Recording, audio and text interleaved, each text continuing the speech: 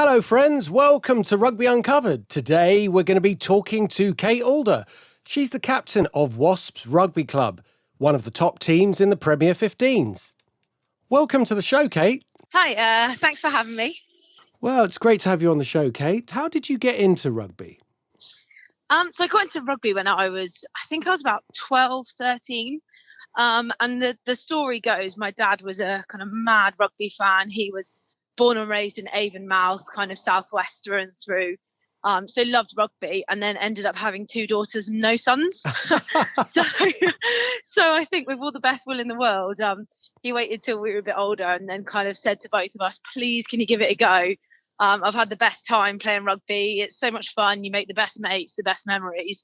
So he took me and my sister, I think he bribed me and my sister to go along to Clevedon Rugby Club where we lived at the time and kind of give it a go. My sister hated it and I loved it. And the rest was history. Brilliant. So what's your first memory of actually playing? Oh, well, my dad actually reffed my first game. That's handy. But no, it wasn't, because the first touch of the game, obviously a kick-off, and I caught it and knocked it on and he blew up. And I just remember going, Dad, are you serious? And he was like, well, a knock-on's a knock-on. So I thought I'd get some kind of preferential treatment, but I didn't. Wow, that's amazing. That's amazing. Yeah, I remember it really well. Part of the game has gone from actually like playing it to understanding how the referee might ref the game. And that can play a part these days, can't it? Yeah, I think it's a really good point, especially from a captain's perspective. I've spent a lot of time chatting to refs about what are they seeing, what are the issues that they're kind of perceiving, and how can we play a quick game? Because especially with us at Wasps, we're maybe not the biggest team, so a lot of our strategy is playing quick ball, and a lot of that comes from the breakdown. And if you get on the wrong side of a referee at the breakdown and you're not getting that quick ball, it doesn't allow us to play the way we want to play. We also had some superstition that when we played in white shirts, we got more penalties against us. So the white shirts have been scrapped. Oh, really? Officially. Yeah, we're not allowed to play in white anymore. Yeah, she was like, we're clearly in the ref's eyes. So the white shirts are a distant memory. But definitely it comes to not just the way that you want to play, but the way that the ref wants to play. You've got to understand that. You know, we've had some overseas referees and they ref in a totally different way. So you've got to be malleable and you've got to be willing to understand what they're seeing so you can play the way that you want to play. So during a game, you may have to tell your team to completely change your strategy just because of the way the ref's playing the game. So it's almost like a bit of a chess game in some ways. Would that be right in terms of your strategy? Yeah, I think that's a really good phrase. It is like a chess game. If they are not liking you going for, counter rucks or going for the ball, and if they're just seeing the breakdown as a massive mess and you've got to leave it, and kind of get on your feet and fan the field as quickly as possible because that's the way that they want you to play, you'd be a fool to wait till half time to change your strategy because you'd just lost 40 minutes of play. So yeah, definitely you've got to be on the ball with things like that, and refs do ref it so differently across the board. So yeah, you've got to be willing to react game by game, almost minute by minute, and don't wear white shirts. Yeah, don't wear white shirts. Good tip. Just to circle back from that first game that you played that your dad reffed, tell us about how you got to where you are now.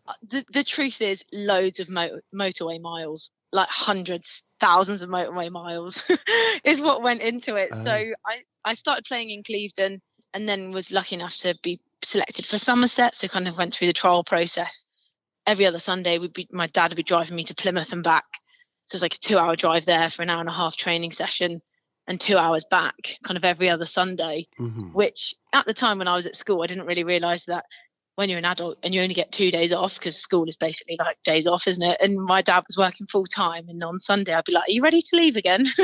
So we just travelled up and down the motorway for hours.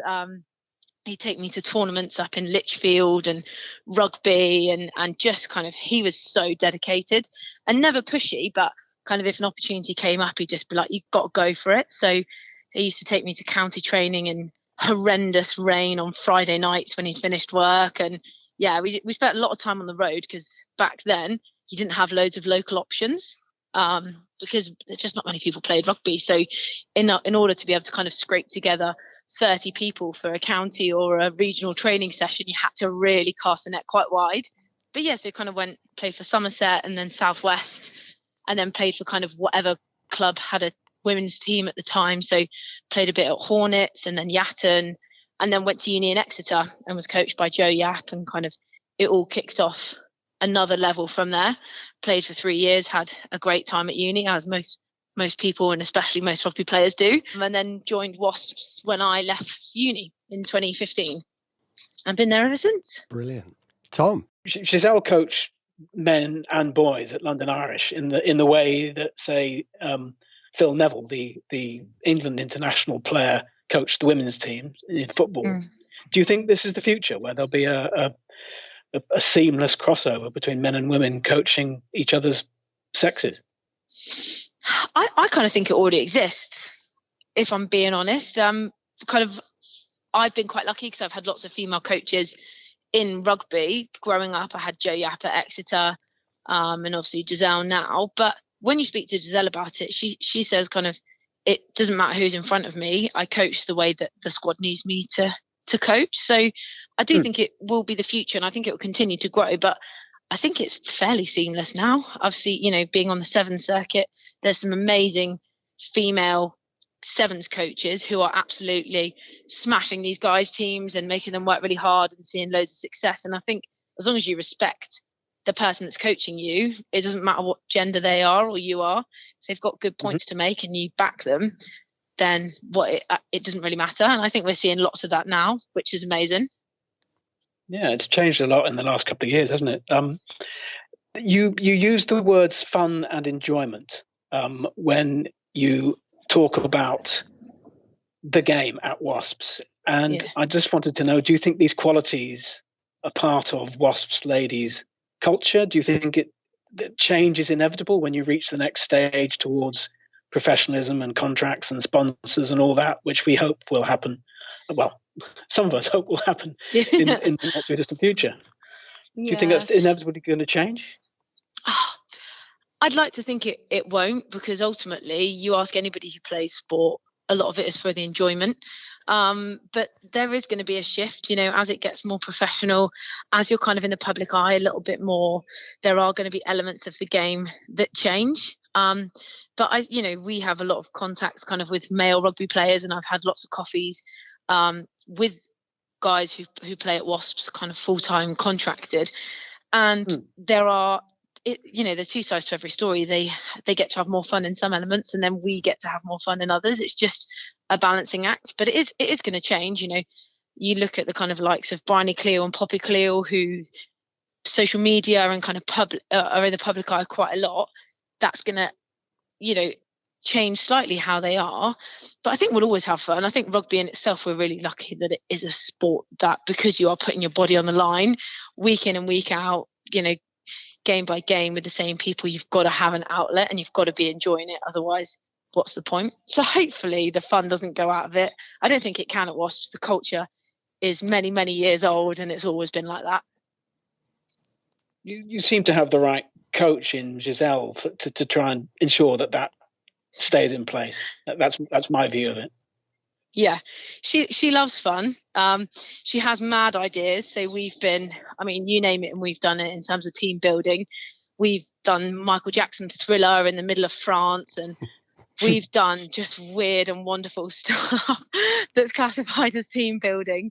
But definitely, she loves the kind of collaboration that comes with rugby and the culture that you create. And I think that lots of teams kind of have their USP, but I think the culture is something that everyone in the league knows. Wasps have an incredibly strong culture, and she loves that, and she's driven that kind of from the top.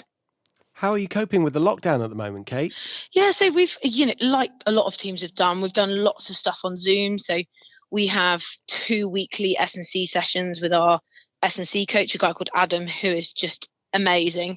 So now, we're using it as a time to do a lot of what he calls like corrective work and strength and mobility, so that when we are allowed back into gyms and stuff, our bodies are fighting fit and they are in better positions to kind of tackle all of these weights and stuff. So we do that. We've been doing quizzes. We've got a girl called Misa who's adamant we're going to do some kind of 15-minute meal cooking show, which is going to probably be a disaster, but we'll wait and see. Will you put that on live so we can like have a bake-off challenge? That would be fantastic fun.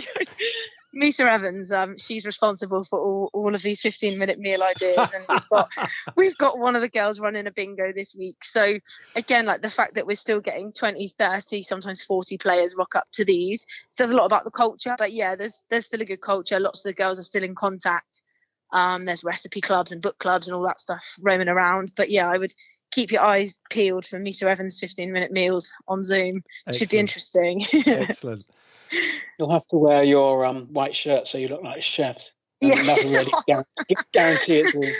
So she's telling us we all need to virtually score by what we think it would taste from looking at it. So she's an interesting character, but you could get a partner to score it, couldn't you? So and that would be fairer. Yeah, exactly. Mine would probably give it a 3, whether it was tasty or not. So it's a bit biased. That's a great idea. Yeah.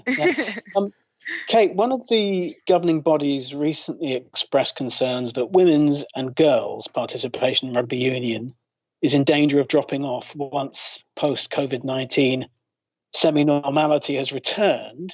And I just wanted to run that past you. What are your thoughts? Who knows? Like, you really hope it won't, because it's been growing year on year, kind of almost month by month for so long. Women's rugby is in such a good position, and we're all just keeping our fingers crossed that momentum keeps building. You need people like sponsors and stuff to be putting it on social media and reminding girls and women that it is out there and it is an amazing option, and to give it a go. But no one's been in this situation before. I don't think anybody can properly say what's going to happen when we come out the back of it, but you never know. People might have loads of energy, loads of pent up frustrations, and rugby might be the exact answer that they need. Absolutely, sounds like a good solution to all that pent up demand. Exactly. Lots of people have said that they can only see the game strengthening as a result of all this stuff. And exactly. It won't necessarily, as people are implying, push women towards football or other sports. I don't see it at all. No, neither do I. And I think if clubs and individuals and governing bodies keep doing their bit just to keep rugby in the forefront of people's minds, people have got time to think about new challenges and stuff that they want to do, and like are sing it from the rooftops week in and week out. It's such a good sport. Just to give it a go and see what you think. So hopefully people will come out the back of this and go, do you know what? Let's give it a go and see what all the hype is about, because it's amazing. I wanted to ask you about Rugby X, and because you've played that, and it's an exciting game to watch, but it's very different. You literally can't catch your breath. You can't get up from the sofa while you're watching it to grab a drink because you'll miss the action. What's it like being actually on the pitch and playing it as a game? Oh, do you know, it is a weird.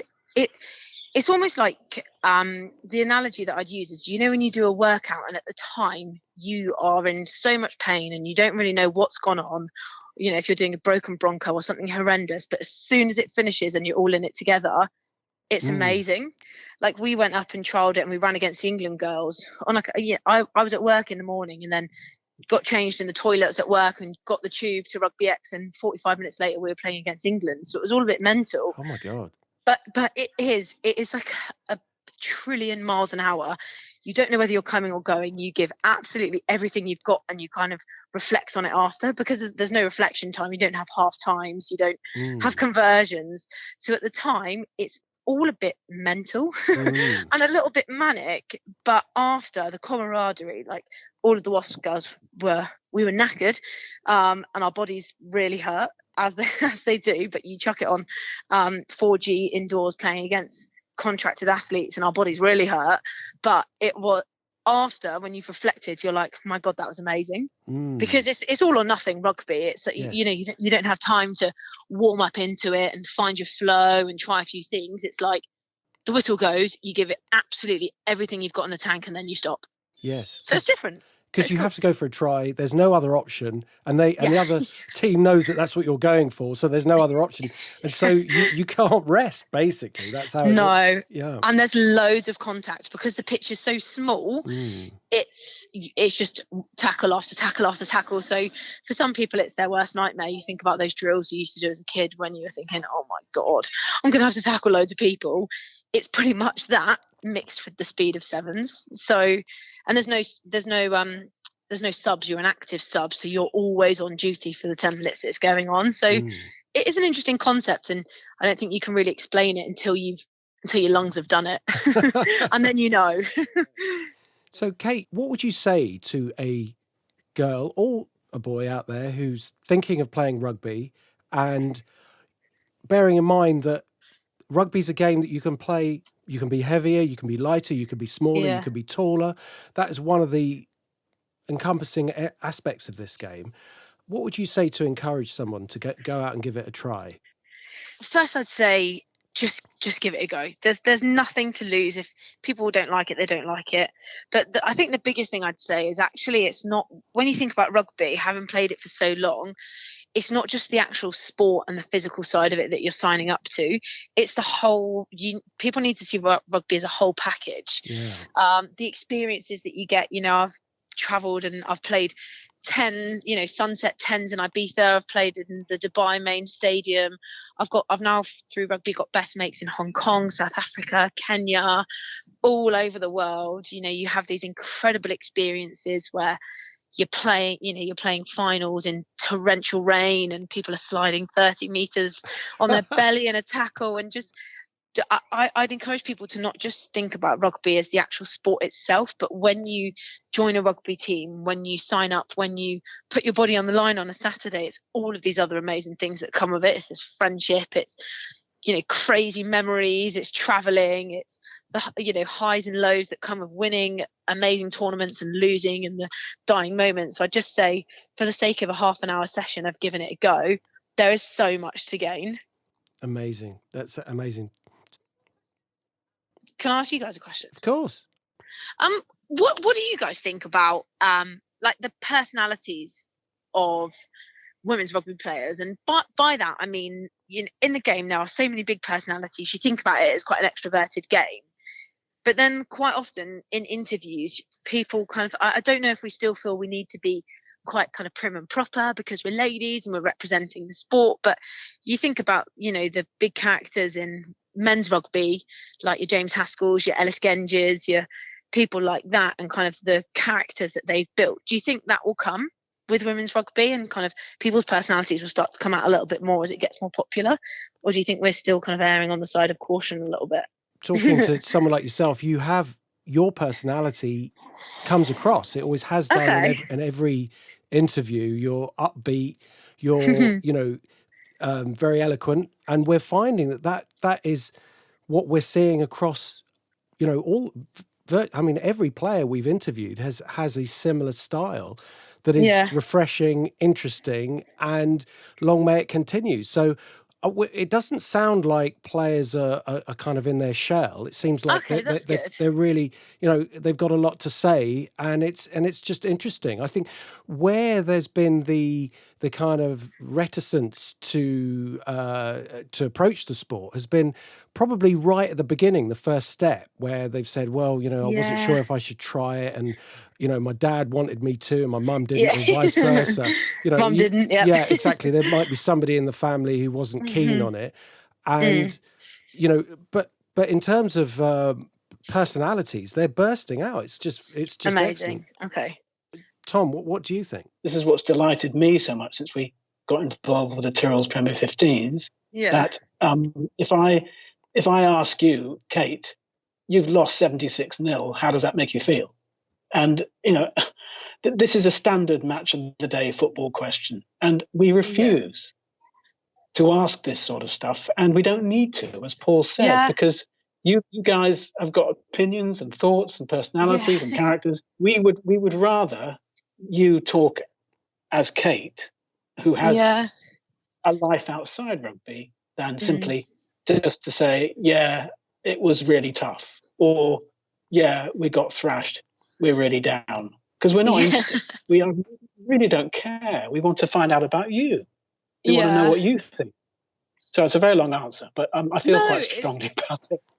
No, so do I, and it's so refreshing to hear, because I know, in some, when you kind of speak to some people, they almost tell you the answer that they want you to say first, because you daren't put a foot wrong, because we're trying to build the brand and this. And there are, I've been on tour with some of the girls that play in the Tyrrells, and they're amazing. They're crazy. They are outspoken. They've got such big personalities. And I just wanted to ask if those personalities are coming across, because there are some amazing ones in this league. There really are. So as long as it's really good to hear that you guys feel like they are getting their personalities across, and we have got kind of something to offer in that perspective.